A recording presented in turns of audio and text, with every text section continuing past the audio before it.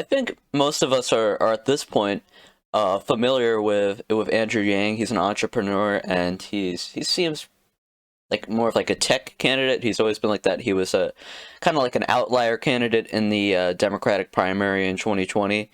I think we all knew he had like really no shot at winning. I think it was just to get his name out there, so he could run in the future. And now he's doing that, and he's running for mayor of New York City.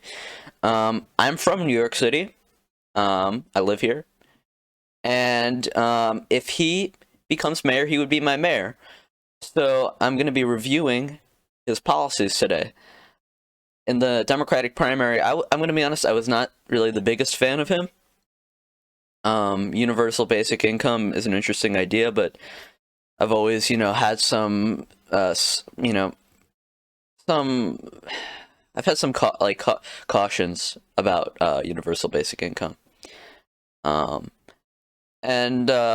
it's always been an interesting concept, and a lot of us forget that we actually, in one American state, Alaska, I know for sure, they actually have a universal basic income. So basically, Alaska has a vast oil resource, and they make so much excess profit from it that they decided, hey, why don't we give the money we make to Alaskans? So I think it might be every year Alaskans get like, I think $600.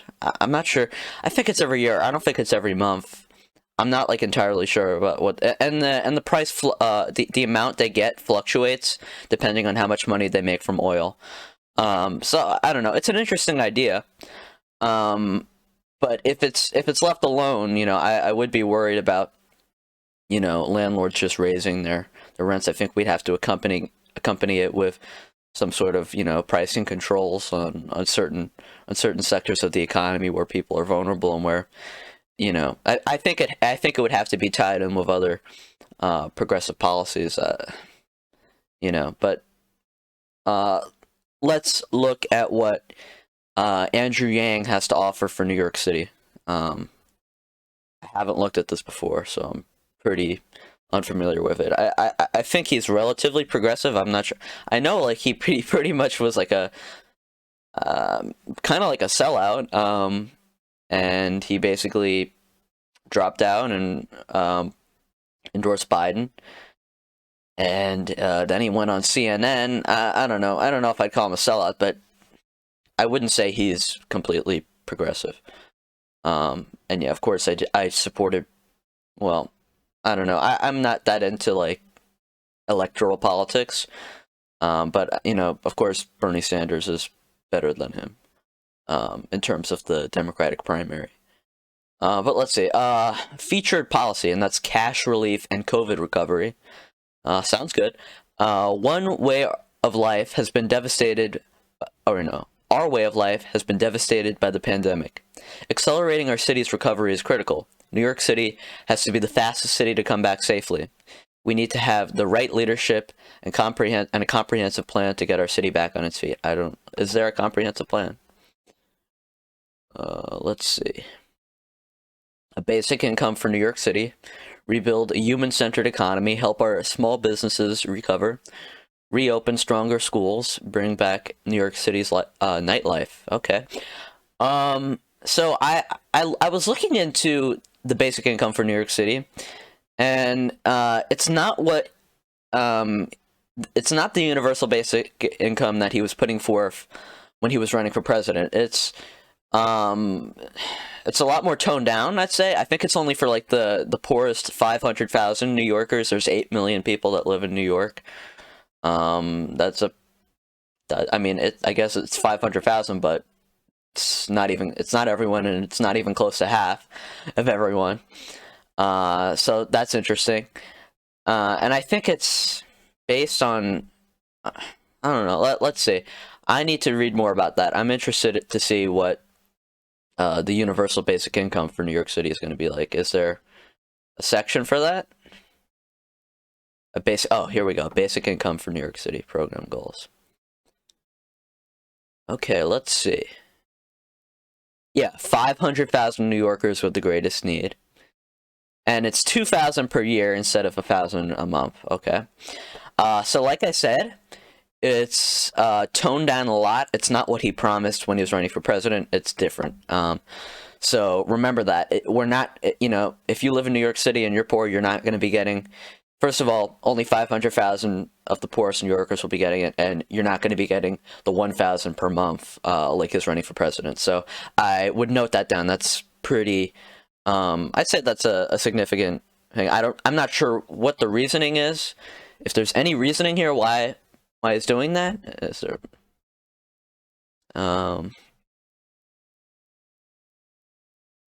so he says it could potentially grow over time.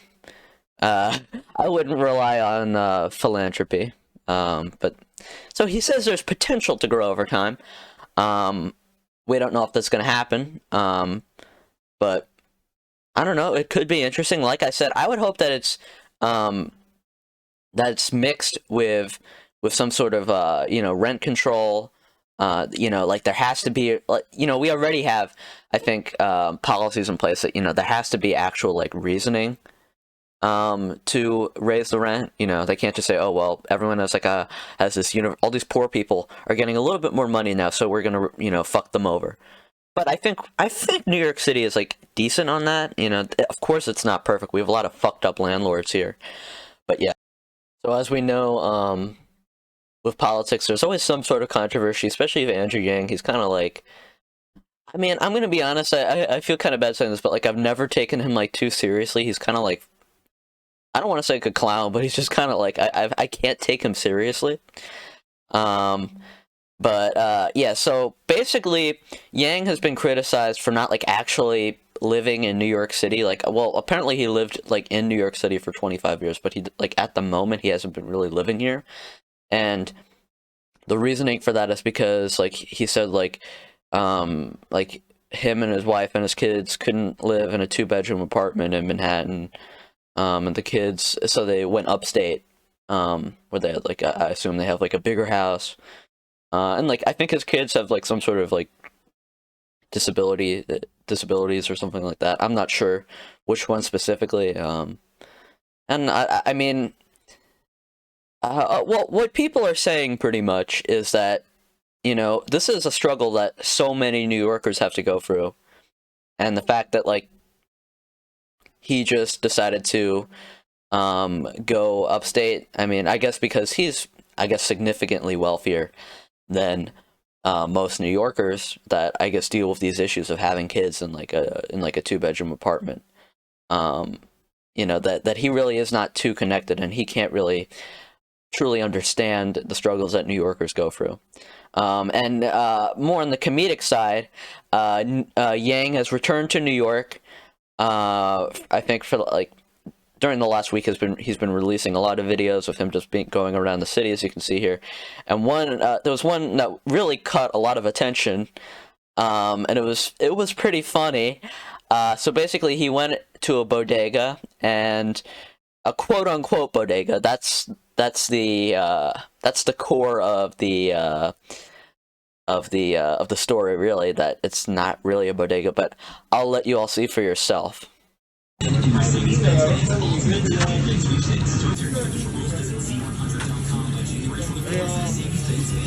Breakfast of champions, some green tea, a banana. How you doing, bro? A banana, pretty healthy. Everyone, you gotta. Oh shit! I'll buy the whole whistle.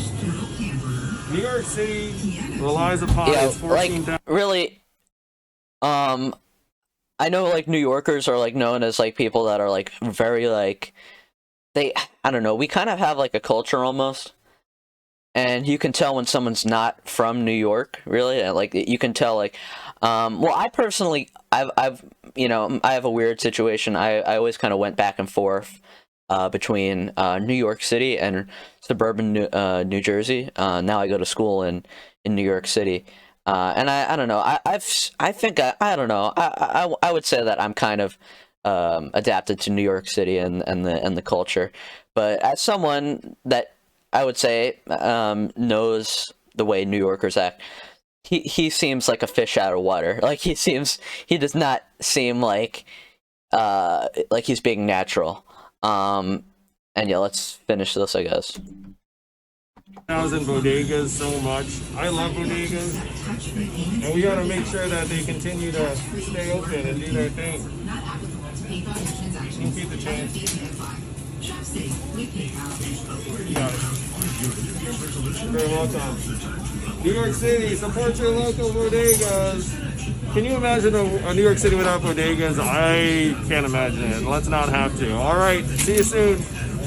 Yeah, so I've been in quite a few bodegas.